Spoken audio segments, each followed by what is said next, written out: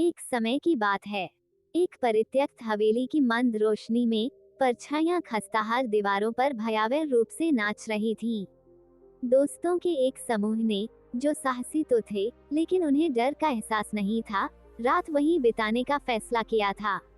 जैसे ही वे हवेली में दाखिल हुए, उनकी रीढ़ की हड्डी में ठंडक दौड़ गई, लेकिन उन्होंने इसे महज घबराहट समझकर टाल दिया।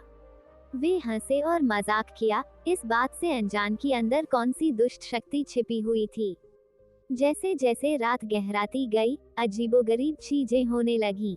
वस्तुएं अपने आप हिलने लगी, हॉल में फुसफुसाहटें गूंजने लगी और समूह पर भय की भावना छा गई।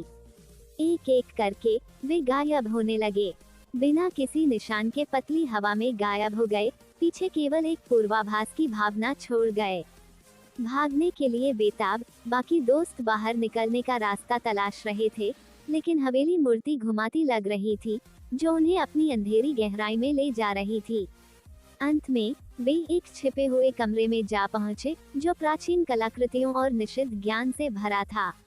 लेकिन इससे पहले कि वे इसे समझ पाते, उनका सामना उस इकाई से हुआ जिसने हवेली को परेशान किया था।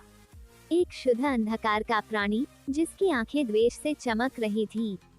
उसने उनसे ऐसी आवाज में बात की जिसने उन्हें हड्डियों तक ठंडा कर दिया, उनकी आत्माओं को भस्म करने और उन्हें अनंत पीड़ा में फंसाने का वादा किया। भयभीत दोस्तों ने भागने की कोशिश की, लेकिन वो इकाई बहुत शक्तिशाली थी। एक एक करके उसने उन्हें अंधेरे में खींच लिया, उनकी चीखें हवेली में गूंजती रहीं जब तक कि सन्नाटा नहीं छा गया।